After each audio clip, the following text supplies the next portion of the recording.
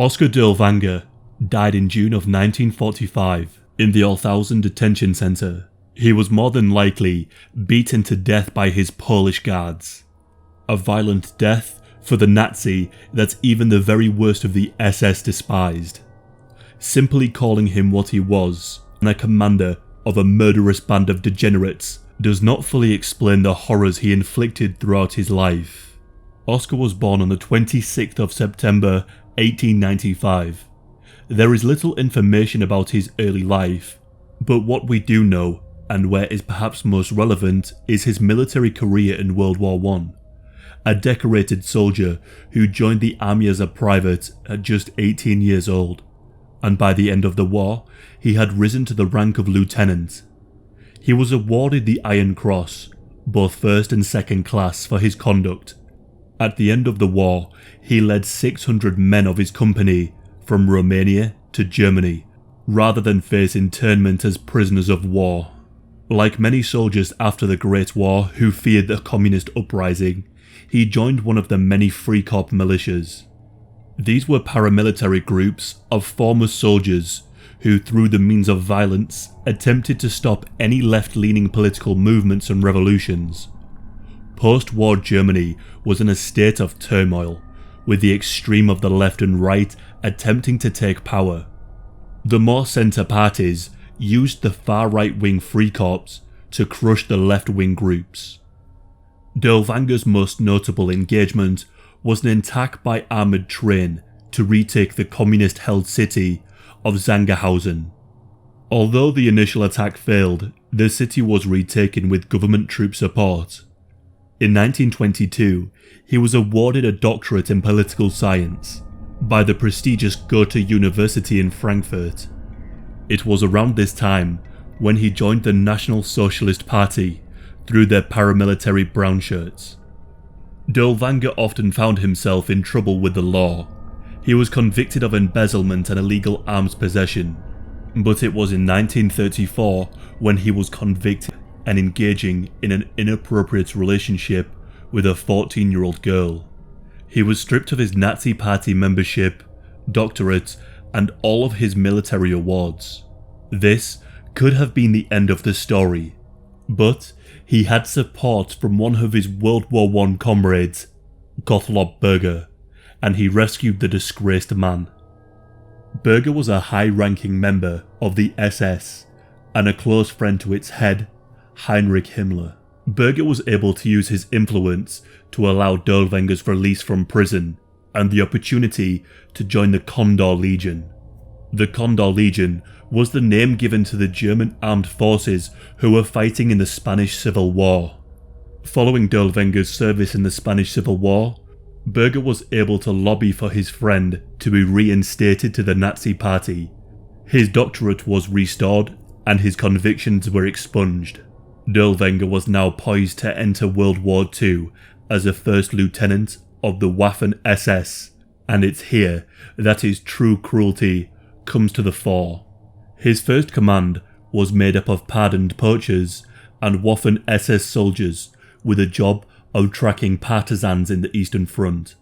However, as the war progressed, far from in the favour of the Nazis, various criminals including the criminally insane were drafted into his division.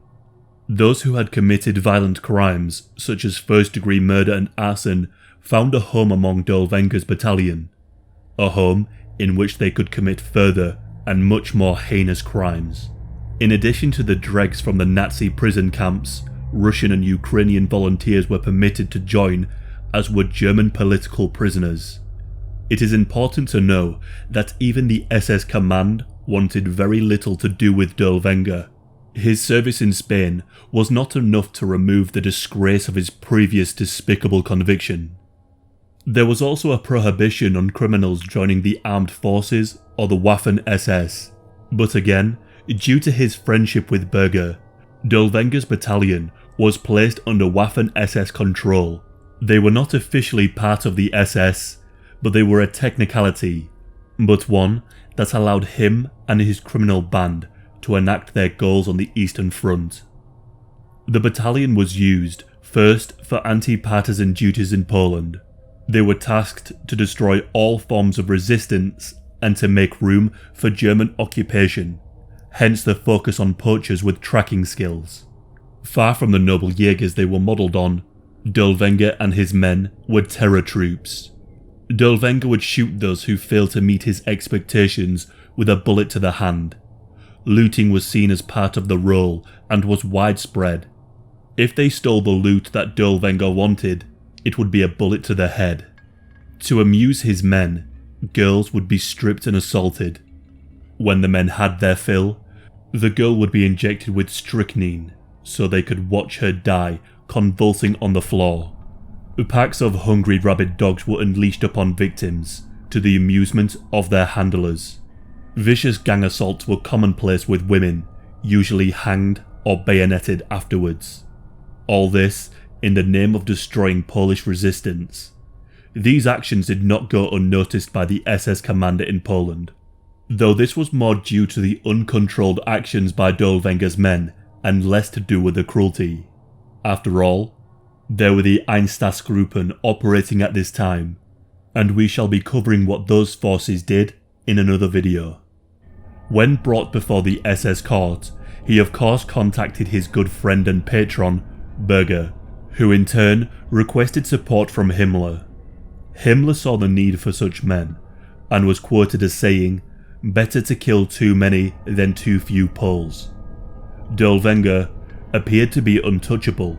In fact, he was promoted and given command of a battalion to be deployed to Belarus. Whilst operating in Belarus, it is thought that around 30,000 civilians were murdered by Dirlewanger's units. Dirlewanger's preferred method was to round up a village in a barn and then set it alight. Those that tried to escape the flames would be machine gunned. A haunting film was made, called Come and See, which is available to watch on YouTube for free. This film shows this sort of massacre in a grim realism and was based upon Dirlewanger's methods. It is a film not for the faint-hearted, but it does convey what atrocities Dirlewanger and his men committed far better than my own words ever could. As the Red Army started to push westward, Dirlewanger's battalion was often used as a rear guard. The unit was ill-suited to deal with the Red Army, as they were used to the massacre of defenceless civilians. Dirlewanger often led from the front, sustaining many injuries, and pushed his men into the grinder with reckless abandon. This would result in heavy casualties for the battalion, but medals and commendations for Dirlewanger. After one such near destruction of the battalion, Dirlewanger was deployed near Warsaw for reinforcements. Whilst being resupplied in Poland, the Warsaw Uprising began, and Dirlewanger's battalion was sent in to suppress the Jewish and Polish resistance fighters alongside the German army. One soldier who fought alongside Dirlewanger's brigade during the Warsaw Uprising was Matthias Schneck, a Belgian conscript into the German army.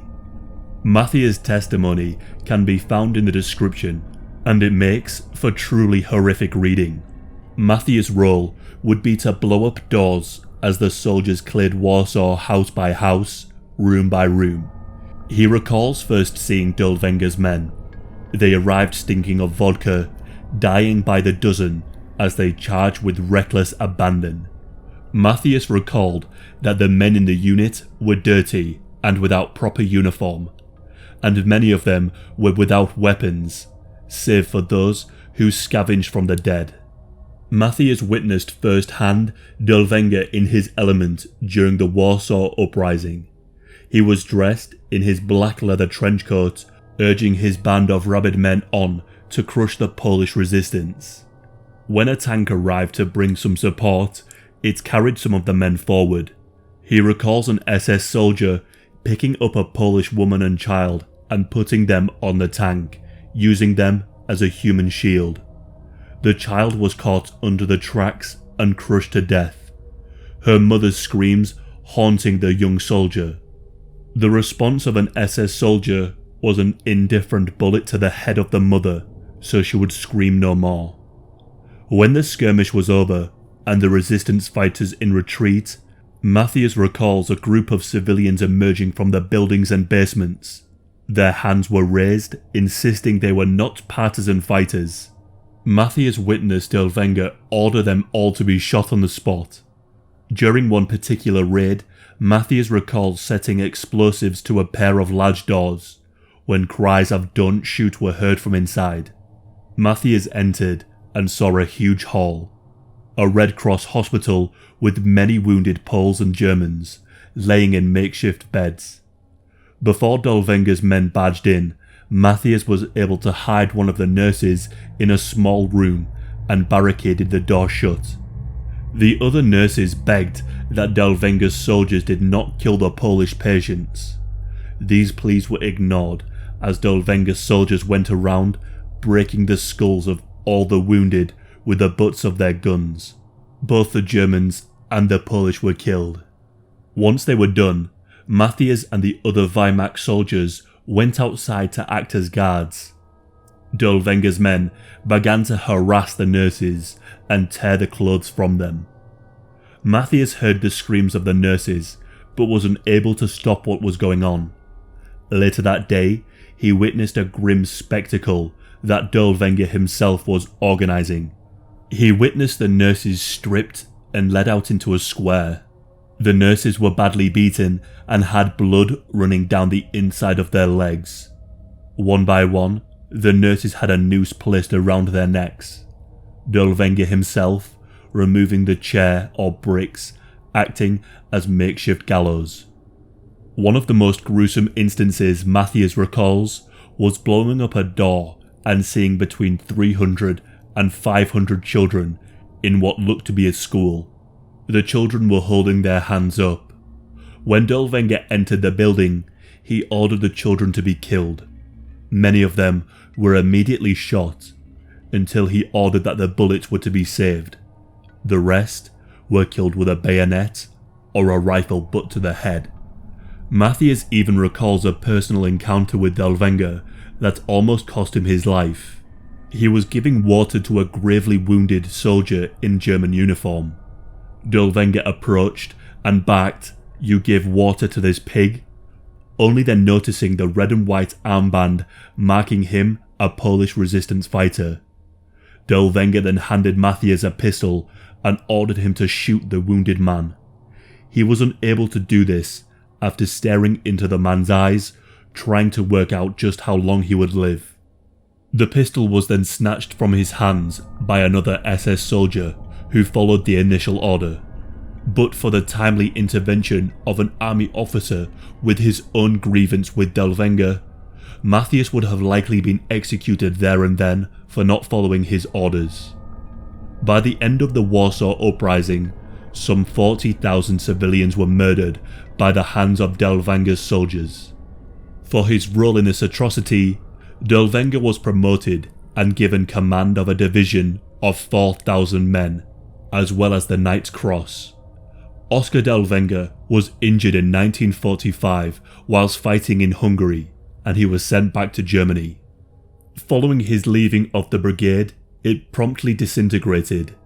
It was during this time that he went into hiding as the war began to end.